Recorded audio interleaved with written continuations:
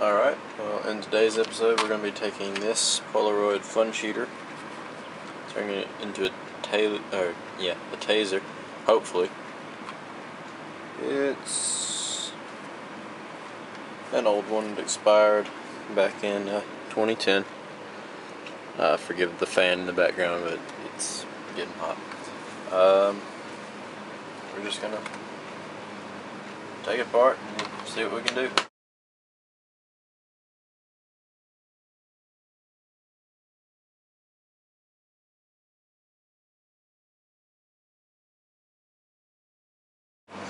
Okay, so yeah, on this particular model, which I'm not sure they even make anymore because it is old.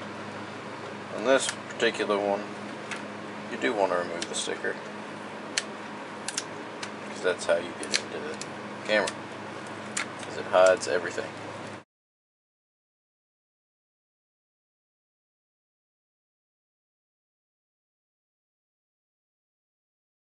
So I found it interesting. Everybody knew Polaroid cameras for having the Polaroids, the images, just immediately given to you. Now they're making digital cameras, which I think it'd be cool if you could print them straight from the camera. And when I say that, I don't mean like through fish print or whatever that Sony uses or some wireless thing like that. Like actually print them from the digital camera.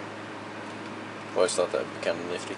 Oh, and choosing this over the other one partially because it had battery in it that still worked, so I didn't have to go hunt down some batteries, but also because it has this, you can flip it up to keep it pressed, which in a Taser not be a bad idea. I'm also going to get rid of the count, but there's your charger light. But yeah, it has that, so we're going to see if we can get into this a little better. Alright, we found the battery compartment, more or less. For the sake of safety, take out this old McNair battery, which it sounds like it's still charged, but hopefully it's not. So I don't feel like it getting electrocuted today.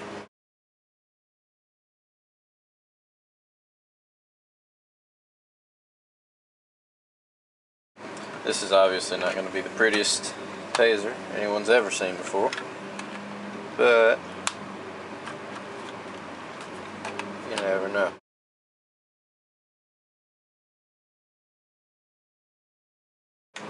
There comes part of it, and only part of it. There's some good news, as Ron White says.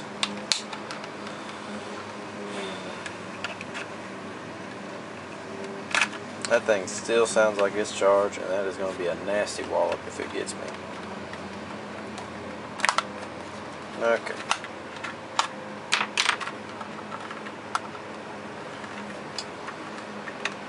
Ah, who knew? That it could be so hard to disassemble a camera case, besides the people that make it, who are probably sitting there laughing at me secretly. Alright, so where we're at now is a falling camera. Anyway, where we are now, over here, is I'm warming up my soldering iron, and I've finally got the case part, but I got my wires wrapped around the capacitor. I did actually shock myself, which hurt like crazy, and I put leads through here, and I've drilled my holes here. I've got my wires pre-coiled to fit around. I was originally going to go with some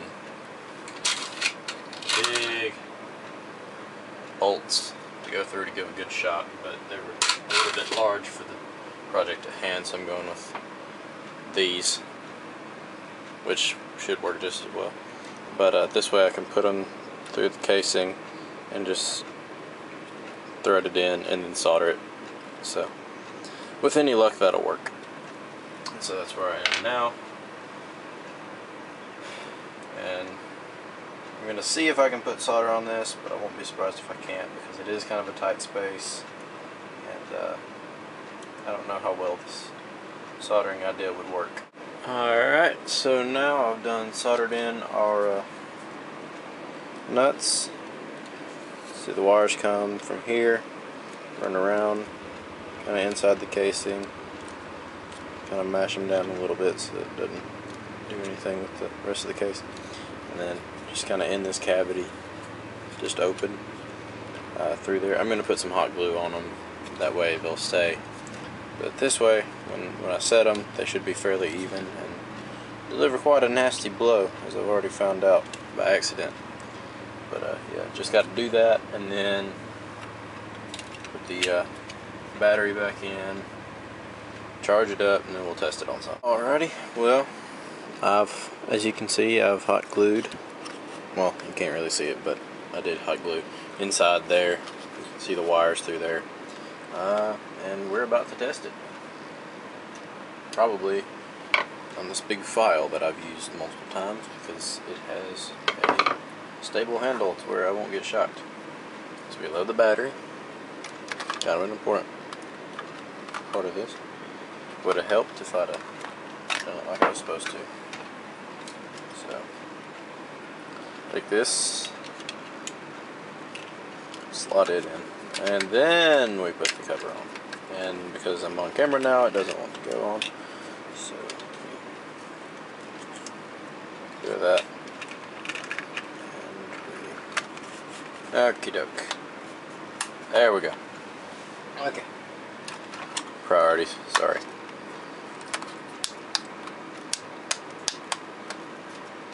And more or less stick that on there. And going to see. I don't hear a whine. Let's see. I don't think I broke anything.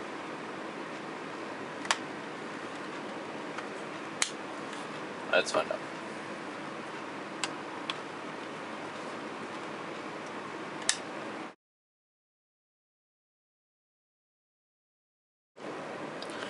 Alright, so I did a little bit of fiddling, and it's humming now. It's holding it pretty tight. As you can see, the light's on. I'm probably going to jump. There we go.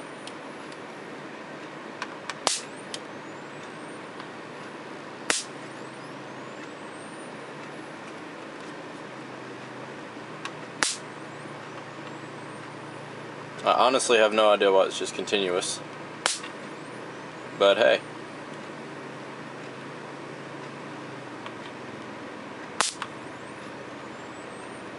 I'm actually welding with this, so let's take this right outside, hold it in front of me so I don't stab anything. This will work.